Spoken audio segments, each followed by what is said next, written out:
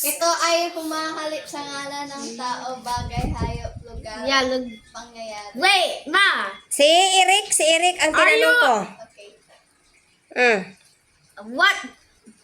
The one that I'm gonna review is panghalip pamatlig at saka panghalip pananong. O ano yung panghalip na pamatnig? Ang panghalip pamatlig ay ang isang bagay na nagtuturo ng tao, nagtuturo ng nalang ng tao, hayop, at sa kalugar, at saka mga Magbigay ka ng halimbawa.